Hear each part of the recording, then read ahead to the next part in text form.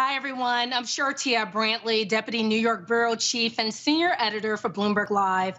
I am excited to discuss how to make the media and entertainment industry more inclusive with Moira Griffin, producer of Slow Pulse, Damon Jones, Chief Communications Officer at P&G, and Zoey Martinson, an award-winning writer and director. Welcome to each of you. Hi.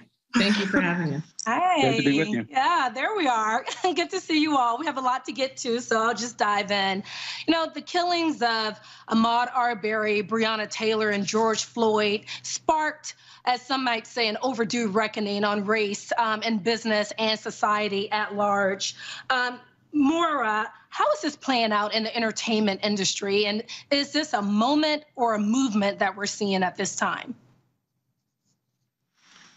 Thank you so much for being here. I mean, number one, I really want to thank P&G because if they had not, sort of supported the filmmakers, Marshall Tyler, who was the director of our project, we wouldn't be able to be here. So thank you so much for including us in this. And I definitely think that is an example of it being a movement and not just a moment. We've had many moments over the last, 30 years, especially in the entertainment industry. But I think this has really sort of shown that it's more of a movement because I think there are a few more people in charge who are able to really push to make it a lot more sustainable. Mm-hmm. And Zoey, welcome. Your thoughts on this? Yeah, I also hope that it's a movement and not just a moment. Obviously, there's been many moments through time, and I think it's the equivalent of those kind of adding up that create a movement. So I hope it's here to stay. Mm-hmm. And Damon, I'd like for you to weigh on this as well. I know we'll talk more about widening the screen, but your overall take on what's happening at this moment. When I get that question, I often flip it around and I say, what do you want it to be? Because it's oftentimes people sit around and say it's a movement or a moment. I'm like, well, what do you want it to be, right? It will be a moment if we sit back and expect many of the same things to happen the way that they obviously haven't happened for generations in this country. So in order to make it a movement, I think we need people to tap in and to do their part, right? There's obviously work that we need to do in each of the lanes where we play, whether that is in corporate America, whether that's in the creative industries, whether that's in the news industry. But everyday citizens can make sure that this is a moment, right? Or movement, excuse me, demanding accountability from their elected officials, demanding progress and accountability from the brands that they purchase every day. And so if we really want to do this, I think that there needs to be a really meaningful bias to action to say, we didn't get here overnight, so we're not going to solve it overnight, but many of the issues that we're tackling are systemic. So we can't default back into a broad D&I movement or anything general. We have to say, these are the systemic issues, and here are the people that need to do something about them, and here's the contribution that I'm willing to put in with my time, with my talent, and my treasure to make that a reality. Mm-hmm. And Zoey, let me ask you, if we are within this movement, have you seen an increase in opportunities coming your way? Yes, definitely. I've definitely seen an increase in opportunities that might not have been there before because I think people are actively looking and searching, especially after 2020. And I have noticed that there are more diverse crews, a little more diversity behind the camera, at least in New York where I'm working. So I have seen some tangible change. Mm-hmm. Moira, what about yourself?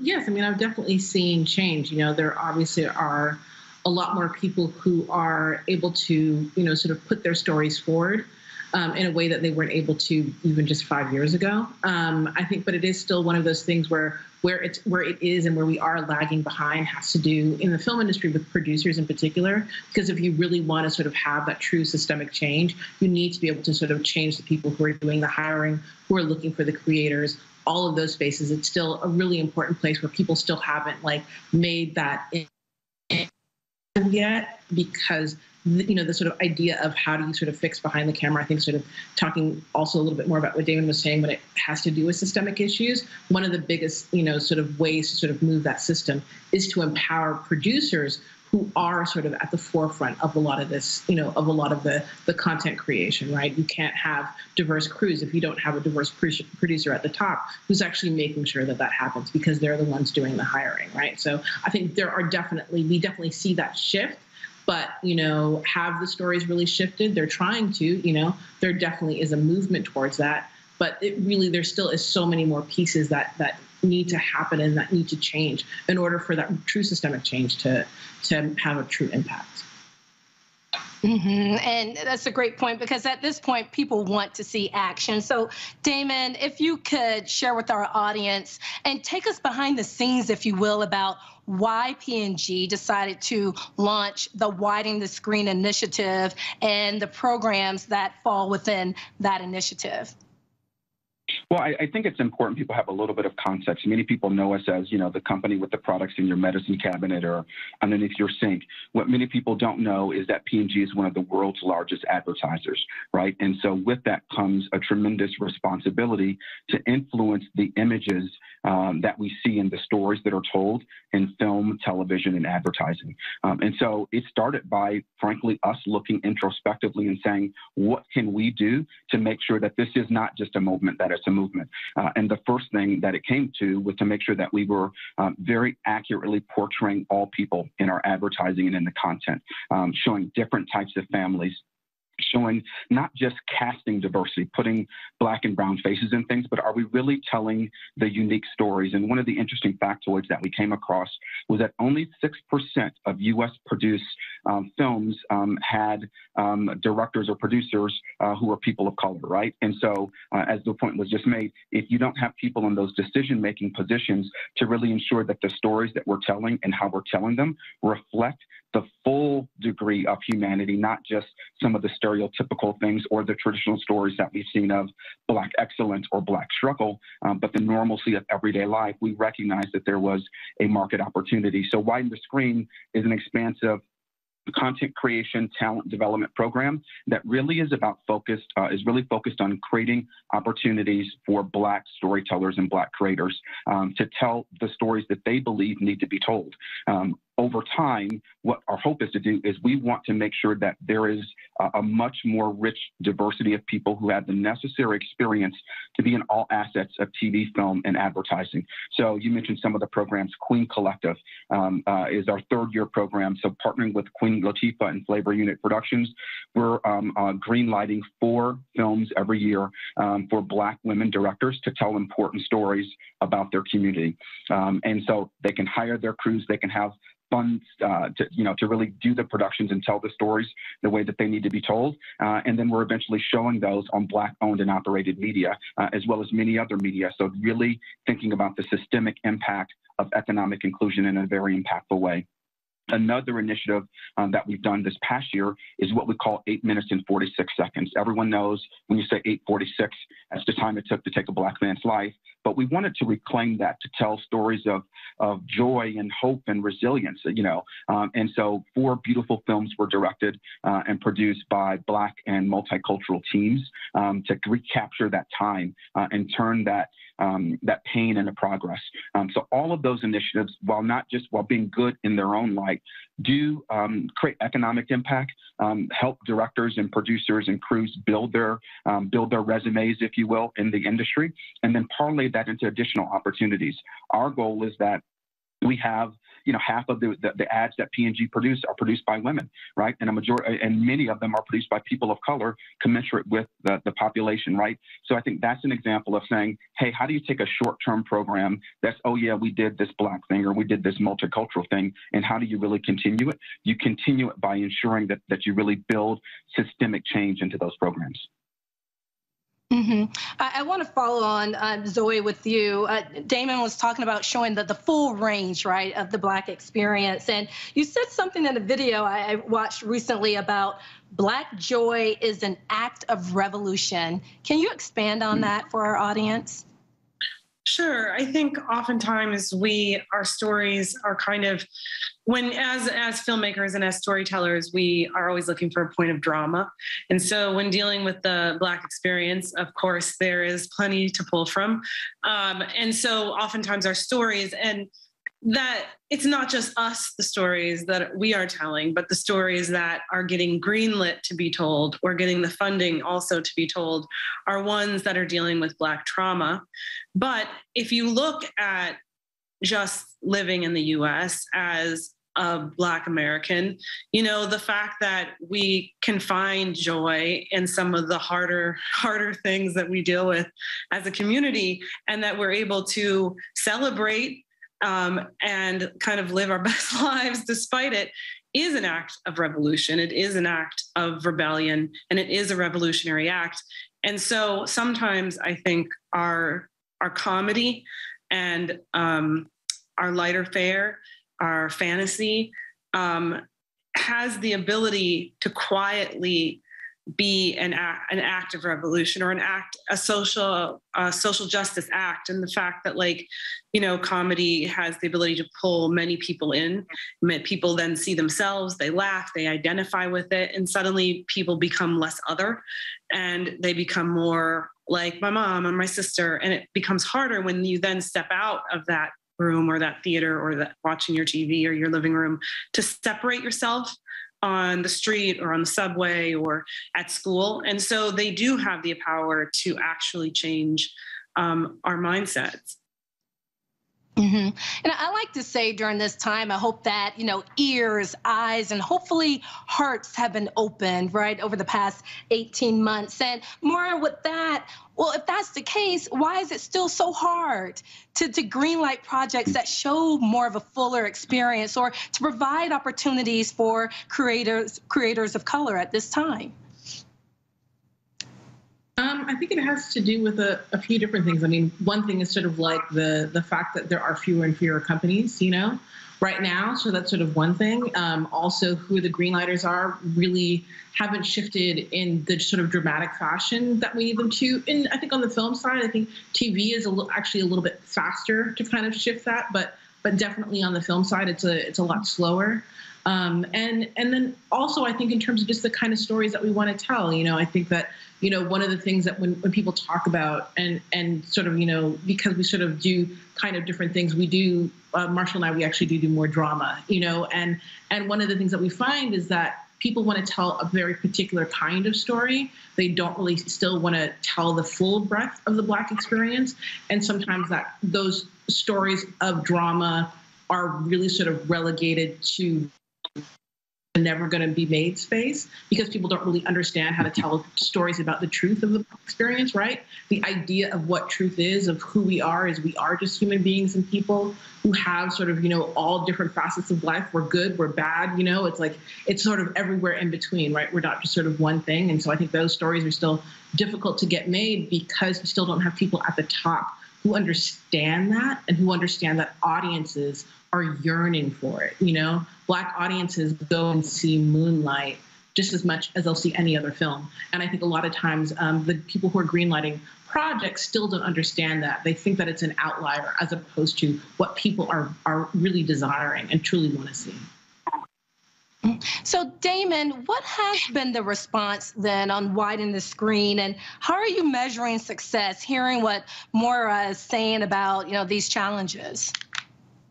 Yeah, I mean, I think the response to the Widen the Screen initiative, and for folks who haven't seen it, you can, after this is done, go to pg.com/widen the screen. The response to the film, the individual anthem film, has been great, but I'm more heartened by the response that has been from all of the projects that we've seen come to light. When you talk to, you know, the ladies like that are here represented today, and you hear about the struggles that they've had for a long time in the industry, and how even though we're making some baby steps to solve them, that is encouraging progress for us, right? And so we recognize that this is indeed about progress and not perfection. We're going to measure the success of not just this initiative, but of all the things that we do in two ways. Number one, when we go onto the sets of the future programs, you know, what does that set look like? Does it look like what it looked like 2 years ago, right? And overwhelmingly white and overwhelmingly male, right? Or is it different? And do we see inclusion at multiple levels? Yes, producers, yes, directors, but there are so many different craft areas that still have longing for diversity. I heard some interesting stats even yesterday about the lack of diversity in the voiceover world, right? Because people are uncomfortable and don't know how to think about Black voices, even when you can't see Black faces, right?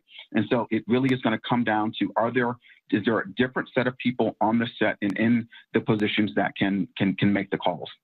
I think the other thing that we'll measure success by is the diversity of the stories that can really authentically show and reflect all people. We recently did a project with GLAAD on LGBTQ plus visibility, right? And we know how important visibility is so that people can see themselves and therefore we can see each other, right? So all of these things, and companies making very deliberate decisions about who's in front of the camera and behind the camera, we'll see that play out in the diversity of stories.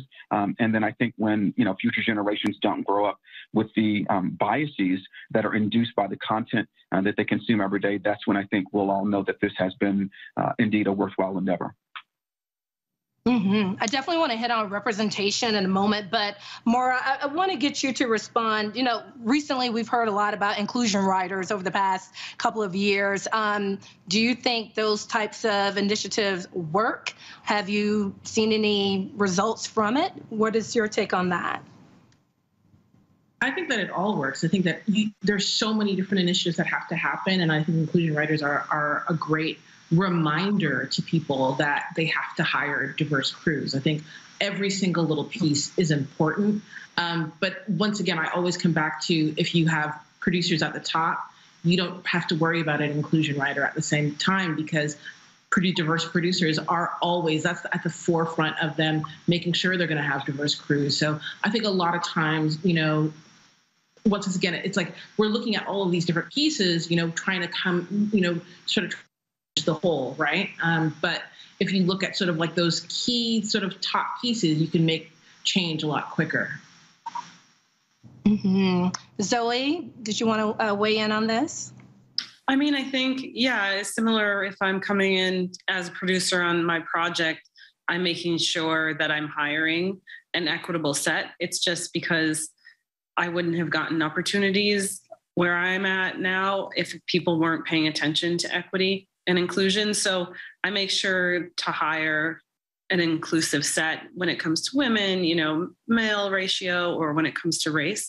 But also I am in New York City, so I always have to say it's a little easier, because if I'm not, it's kind of like if you're shooting in New York City and your crew doesn't look like New York City, you're just really not doing your job. I mean, because there's so many people that work in this industry and they come from all different backgrounds and it's a melting pot. So in New York, it's not, you're not going to run out. You might have to do a little more searching. You might have to ask some people. You might not be able to always go to the agencies, because oftentimes if people have systemically been kept away from opportunity, or only certain types of people have been given opportunity, they might not be seen or represented. And so you kind of have to go and do some grassroots searching, but you'll find it. It's very, very easy. But as long as you have producers, or if you're willing to put your voice in the room and say, you know what, this is what is important to me when you start a project as a director or as a writer, you have a lot of agency and more power than you think. And we all know you can't be what you can't see. So what must be done to uplift the next generation, our Generation Z creators and creatives, Damon? What must we do to ensure that they receive the opportunities that they deserve? Well, I mean, I think we need to, first of all, continue to keep the pressure on all people to make sure that have the power today, right? And if I used our own industry, I use P&G, P&G can't just be happy with doing Widen the Screen, Queen Collective, and 846, right? We need to go in every day, and we work with 5 or 6 of the largest Madison Avenue advertising agencies. We need to set the right expectation for them, that every team and every project that they bring to us reflects, as Zoey pointed out, reflects the consumers that we're serving, reflects the cities that we're in. That deliberateness and that intentionality must play out. But I think it means wrapping our arms around the next generation of creators. helping them and really developing the way that they can develop, right? It's always one of those things when I look at even some junior people, I'm saying their road to success is going to be very different than my road to success. But looking beyond the things that we don't understand to say, hey, you know what? You have great creativity in this way, and you're used to expressing that in TikTok. Let me take that and transition that into some of that same creative outlets that can apply in film or in television or in advertising, because we like to look too often for people like ourselves that talk the same language and that do some of those same things. So I just think really deliberate looking after and looking for talent, but nurturing them and really committing to their growth and their development long term, not just being satisfied with, oh, I hired, a person of color or a woman or a gay person or whatever it might have been that one time for that one project, really keeping people's feet to the fire to make sure that this is enduring. Moira, what are they saying to you, this new crop of talent coming about?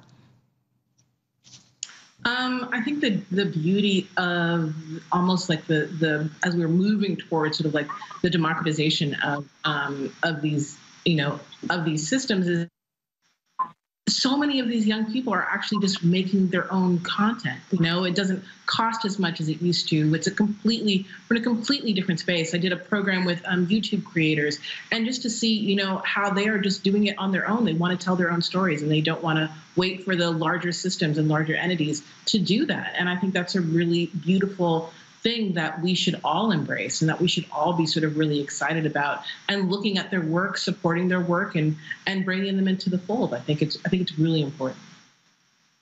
Mm-hmm. And Zoey, what is your hope for this group? My message always to younger creators is just, especially younger Black creators, is don't forget to dream. We oftentimes, there's been a breadth of stories from Black creators, and sometimes I see young creators trying to create for that narrative because they think that's what storytelling is. And it's not. Like, you are the Black experience, just you existing. So what is your dreams? What are your nerdy passions that you want to share with the world? And that is, again, revolutionary because we haven't seen it yet, because we haven't seen a range of storytelling from a whole group of POCs that have been kept out of storytelling. That all these civil rights movements, they've opened up space for us to get education, for us to be able to live freely. And so it is our responsibility in a way to do that, to dream and to say, okay, I'm going to share it generously. And then also to always pay attention to bring up 5 people with you to make sure that you're always reaching back, because you can't do this alone. Like, I need POC producers. I need, generational thoughts and different people all collaborating to create a story to make it better. I need to be challenged, and I can only do that if opportunity is being given to those people as well. Mm-hmm. Well, as our time winds down, I want to go around the horn and just ask each of you, what is one thing that the industry can do right now, today, to better support and boost representation in media and entertainment? Moira, can you start us off with one thing that people can do right now, today? Believe in your audience. Believe that the audience is there. I think that's really key, because it's there for the stories that we want to create. They just have to believe it. Mm-hmm. Damon? I would say create the space for uncomfortable discussion, right? When we get to all of these programs, there's fear in having conversations about equality and inclusion, right? You say, hey, we deliberately want to go off and hire creators of color or hire women. You could expect that there could be other people that would say, well, does that mean I have less opportunity, right? We need to learn how to have those conversations so that everyone understands both the what and the why, because this is all about creating an equitable playing field and telling a diverse, rich set of stories that frankly lead to good business, right? When you've got a diverse set of people, you're going to come up with great stories that really serve all audiences.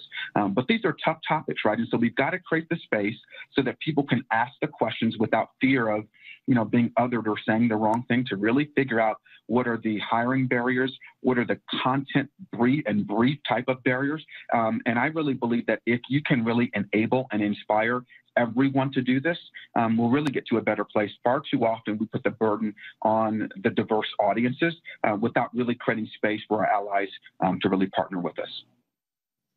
Mm-hmm. Zoey? I think that if you hire POCs, listen to them, give them power, and move out of the way. Don't feel the need to filter everything through a lens that you're comfortable with. If they are challenging you, allow yourself to be challenged, step back, and allow them, give them the power to do what you brought them in to do.